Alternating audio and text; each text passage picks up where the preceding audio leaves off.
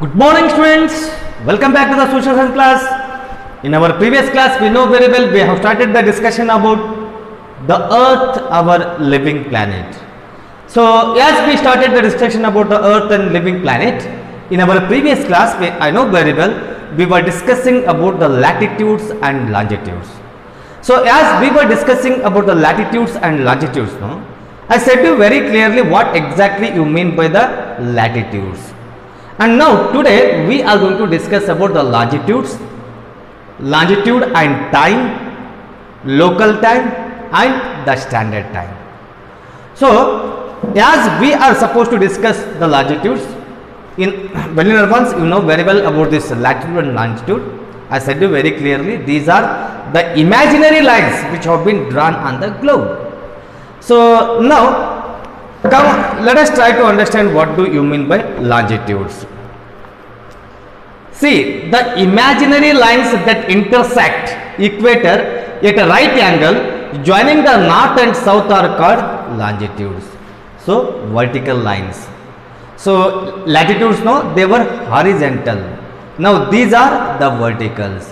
So these are the lines which are going to join the equator with the poles. Maybe it is the south pole or the north pole. Okay. Next you see, on the globe longitudes are shown as a series of semicircles. See here, one globe is also given.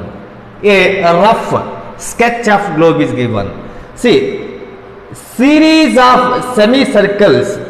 So the series of semicircles which we are going to see in the globe, these are only going to be known as the longitudes. Okay. Next you see, like this. This is the horizontal, this is the latitude, and this is vertical is there, no? This is the longitude. Okay. All lines of longitude are equal length. See, all the lines, those who are going to be seen on the globe, no? They all are having the equal length. So lines of longitude are called meridians. So these lines of longitudes are there, no? They are going to be known as the meridians. So because all places along the same meridian of longitude experience noon or midday at the same time. See, at the same time we are going to experience the same noon, the same morning, the same evening based on the longitudes. Okay. The meridian passing through Greenwich, that is in England, has been chosen as the prime meridian. See, the longitude or the meridian which is going to pass through the Greenwich. So this, it is a name of place, Greenwich, it is a name of place which is located in England, and this has been chosen as the prime meridian and it is marked as the 0-degree longitude. So how we are going to mark the 0-degree equator as the important latitude, no? So when it comes to the longitude, the 0-degree prime meridian which passes through the Greenwich of England is going to be considered as the prime longitude or the prime meridian. Okay. Next you see, there are 180 of longitudes to the east of Greenwich and 180 to the west. So total 180 and 180. So 180 plus 180, 360 longitudes are going to be seen. How many? 360 longitudes are going to be seen. Thus, there are 360 longitudes. The zone between the prime meridian and 180-degree longitude is called the eastern hemisphere. See, the zone between the prime meridian and 180-degree east. So, it is going to be known as the eastern hemisphere, and the prime meridian, that is the 0, from there to 180 west is going to be known as the western hemisphere. The distance between two consecutive longitudes decrease gradually with the distance from the equator. Now you see, once we are going to move from equator, no? So usually the distance between the longitude from one to other is going to decrease. Okay. And next you see, this is because the meridians of longitude coverage at two poles. On the equator, the distance between two consecutive meridians is 111 kilometer. So it is quite easy for you to understand. So next important thing is these longitudes are there, no? These longitudes are going to help us in understanding the time. See, actually, I will draw on a rough longitude. Just listen carefully. Later we are going to have a discussion.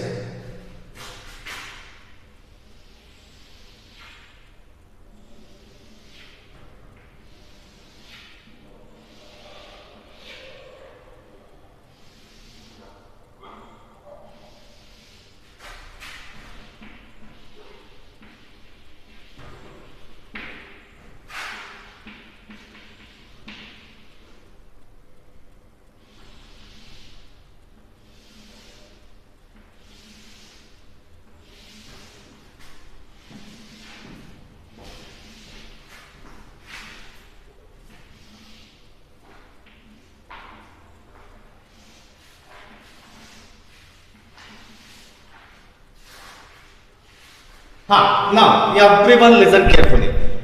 So, this is the rough sketch of the globe. So, as it is the rough sketch of the globe, no? Here, you are going to come across some of the lines which have been drawn on the globe. Some are vertical and some are horizontal. So, horizontal lines are there, no? That horizontal lines are going to be known as latitudes. And the vertical lines are there, no? The vertical lines are going to be known as the longitudes. Now, you see. These longitudes are there, no? These longitudes are going to play a very important role in understanding the time. See, there is a saying in English, time and tide wait for none. So, time is going to play a very important role. How we are going to understand the time, that is very important. Now, you see, usually sun takes 15 minutes to pass from one longitude to the another longitude. How much time? Sorry, I will tell you. Wait. Here, listen carefully. There is a definite relation between longitude and time. So, actually, there is a very good relationship between longitude as well as the time. The Earth is rotating on its own axis and completes one rotation in 24 hours. This is well known to everyone.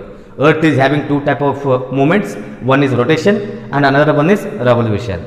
So, Earth is going to rotate on its own axis, and in order to complete one rotation, Earth is going to take 24 hours time. And due to this rotation of Earth itself, we are going to experience the day and night also. Okay. See, this means 360 longitudes are covered in a period of 24 hours. Now, it is very important for you to understand. Now, you see, Earth is going to rotate on its own axis, and in order to complete one rotation, it is going to take 24 hours. So, in a sense, Sun is going to take almost 24 hours to cover 360 longitudes. How many longitudes? 360 longitudes. Okay. This gives rise to a time difference of 4 minutes for every 1 degree of longitude. See, here, no, this is one longitude. So, in order to pass the sun from this longitude to this longitude, sun is going to take 4 minutes time. How much time? 4 minutes. Okay, listen carefully. And 4 minutes for every 1 degree of longitude, 60 minutes or 1 hour for every 15 degrees of longitude. So, 360 into 4 is equal to 140 divided by 60 is equal to 24 hours. So, the time difference is to be added EGA, East Gain Add, in case of the places to the east of GMT, and in case of places to the west of time differences is to be subtracted WLS, West Lose Subtract. Now, you see, usually the Earth is going to take 24 hours time. So, that we need to what we can say means multiply. So, when we are going to multiply, no, we are going to get the answer like this. Okay. So, next is the local time. So, usually you know very well how we are going to understand the local time. If we go back to the history, in our olden days, no, people used to consider the sunset 6 a.m. When the sun is about to set, no, we used to say 6 a.m. And when sun is on the head, we used to say noon. And once the sun is about to set, that is going to be known as the evening. So this is going to differ from place to place.